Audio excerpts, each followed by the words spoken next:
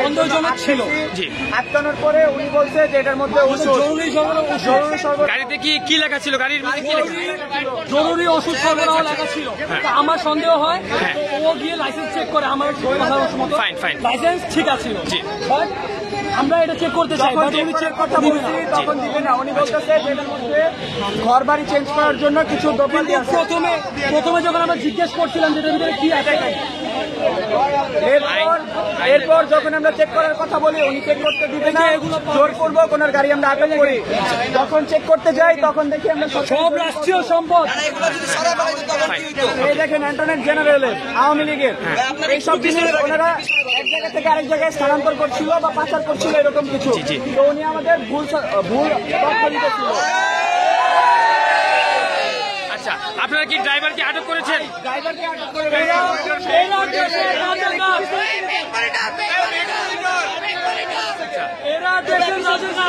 আচ্ছা, আপনারা কি ড্রাইভারকে আটক করেছেন? ড্রাইভার কোথায় আছে? আপনি কি এই গাড়ির ড্রাইভার ছিলেন? আচ্ছা, এখানে কি হয়েছে বলুন তো? এগুলো কার মালামাল? কার বাসা? এটা কার বাসা?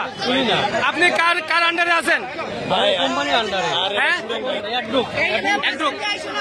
এই যে আপনি এই গাড়িতে এই মালগুলো ঢুকাইছেন, কে অনুমতি দিচ্ছে? কে ঢুকাইছে? হ্যাঁ, আচ্ছা আচ্ছা, কে উঠাইছে? নাম কি তার? আপনাকে যে কে উঠাইছে আপনার নাম কি? আপনি যে এই মালগুলো উঠাইছেন সে তার নাম কি? কোন কোম্পানি? কোন কোম্পানি গাড়ি? কোন কোম্পানি? হ্যালো, আচ্ছা, হ্যাঁ, লাউড দাও। আরে আমি আপনার বাবা বলছিলাম, একটু তাড়াতাড়ি আপনার প্রোডাক্টগুলো নিয়ে যান। হ্যাঁ হ্যাঁ হ্যাঁ, ভালো ছেলের মতো এসে নিয়ে যান। এখন কি মালিক ফোন করছে? গাড়ির মালিক? আচ্ছা, আমরা কথা বলবো ড্রাইভারের সাথে। আপনি নিশ্চয়ই জানেন এই মালগুলো কার এবং ফাইলগুলো কার, কে গাড়িতে উঠিয়েছে? কেন জানেন না? আপনি ড্রাইভার। আস্তে, আপনি একজন ড্রাইভার, আপনি একজন ড্রাইভার, আপনি নিশ্চয়ই কারো আন্ডারে চাকরি করেন। তাহলে সেই লোকটার নাম কি যার আন্ডারে চাকরি করেন? ফয়সাল স্যার। উনি কি করেন? এই কোন ওষুধ কোম্পানি? নাম কি কোম্পানি? ওই কোম্পানির নাম কি? হ্যাঁ, তা আপনাকে যে এই মালটাই দিছে কে উঠাই দিছে? উনি কে? বাসার লোক? আপনার কোন সমস্যা ড্রাইভার? ওষুধ সরবরাহ আপনি বলেছেন কেন দিলেন? আপনাকে যখন আমি প্রথমে ধরছিলাম, আচ্ছা এক মিনিট, আপনাকে যখন আমি প্রথমে ধরছিলাম আমি জিজ্ঞেস করছিলাম সুন্দরবনের ভিতরে কি আছে। আপনি আমার সুন্দরবনে যখন দিচ্ছেন যে ওষুধ আছে, মেমো দেখাইছে ওষুধ, তা আমি খুশি হলাম যে না থাক ঠিক আছে। তারপরে মনে সন্দেহ লাগলো কথাবার্তা শুনি না, তা আমি বললাম যে গাড়িটা তো চেক করি। উনি বলে যে না চেক করা যাবে না, নিষেধ আছে। আচ্ছা, আমার সন্দেহ হলো ওষুধ যেহেতু আছে চেক করা যাবে না, সমস্যা কি? আমি যখন আমার ছোট ভাইদেরকে বললাম গাড়িটা চেক করা হবে, চেক না করে ছাড়বা না, উনি একটু উতলা হয়ে গেল। উনি বলেছে যে আবার জিজ্ঞেস করেন, বলেন কোনো ক্ষতি হবে না, আপনার কোনো ক্ষতি হবে না, আমরা আপনার প্রোটেকশন দিব, কি আছে বলে। পরে বাসার যে জিনিসপত্র আছে, আচ্ছা, জরুরি ওষুধ সরবরাহের গাড়িতে কে আপনার বাসা বাড়ির জিনিস সরবরাহ করে আমাকে বলেন। আচ্ছা, আমরা একটু কথা বলবো ড্রাইভারের সাথে যে আপনি যে লোকের মালগুলো নিয়ে আসছেন সেটার গন্তব্য কোথায় ছিল? সেই মালগুলো কোথায় নিয়ে যাচ্ছিলেন? কোথায় নিয়ে যাচ্ছিলেন? কাশিমপুর, আজিমপুর কার বাসায় নিয়ে যাচ্ছিলেন? আপনি কোনো ঠিকানা জানেন নিশ্চয়ই? আজিমপুর কার কবরস্থানের পাশে কার বাসায়? বাসার অ্যাড্রেস কোথায়? কে ফোন করছে? নাম্বারটা দেন, ফোন নাম্বারটা নোট করো। ফোন নাম্বার নোট করো। দর্শক, আপনারা দেখতে পাচ্ছেন যে একটি জরুরি ঔষধ গাড়ির মধ্যে, এই যে মানে প্রচুর পরিমাণে ফাইল, এবং আমরা দেখতে পাচ্ছি যে অ্যাটর্নি জেনারেলের ছবি সহ কে এই ব্যক্তি যে এখানে অনেকগুলো জিনিসপত্র এই গাড়ির মধ্যে লুট করে নিয়ে যাচ্ছিল। আমাদের ছাত্ররা, বৈষম্য বিরোধী আন্দোলনকারী ছাত্ররা রাস্তা পাহারায় এবং ট্রাফিকের দায়িত্ব পালন করছিলেন। এই মুহূর্তে এই গাড়িটিকে তাদের চোখে সন্দেহ হয়, সন্দেহ হওয়ার তাকে চেক করতে গিয়ে গাড়ির মধ্যে বিভিন্ন ধরনের এরকম মালামাল জরুরি ওষুধ গাড়িতে পেয়েছে। তো আমরা কথা বলেছি ড্রাইভারের সাথে, এগুলি রাষ্ট্রীয় সম্পদ, এগুলি আমরা আটক করেছি এখানে।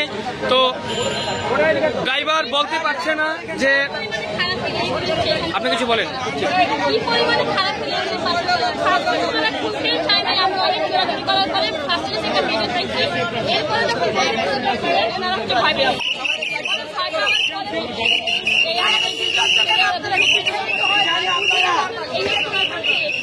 Okay fine.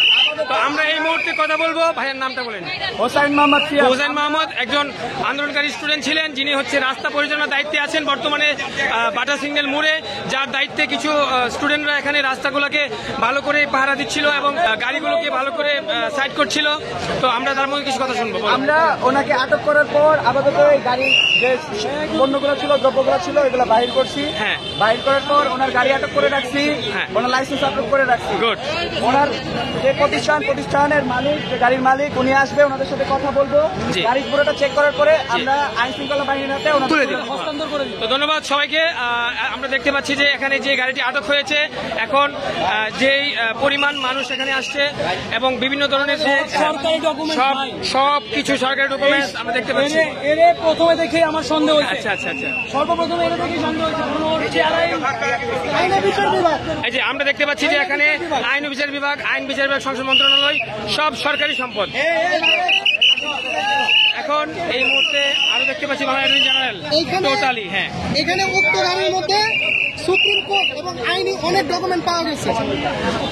আমরা দেখবো যে গাড়িটির মধ্যে কি লেখা ছিল। আমরা দেখবো যে গাড়ির মধ্যে কি লেখা ছিল। দেখি গাড়িটি ছিল হচ্ছে, আমরা দেখতে পাচ্ছি যে এই যে সেই গাড়িটি, যে গাড়িটি ছিল অ্যাড্রুক লিমিটেড, আল আরাফাই ব্যাংক লিমিটেড, চেসিস নাম্বার এবং গাড়ির নাম্বার।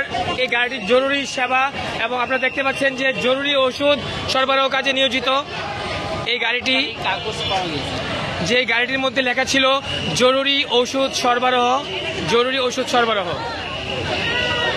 প্রচুর পরিমাণে এই গাড়ির ভিতরে বিভিন্ন ধরনের সরকারি ফাইলপত্র এবং বিভিন্ন ধরনের মালামাল পাওয়া গিয়েছে।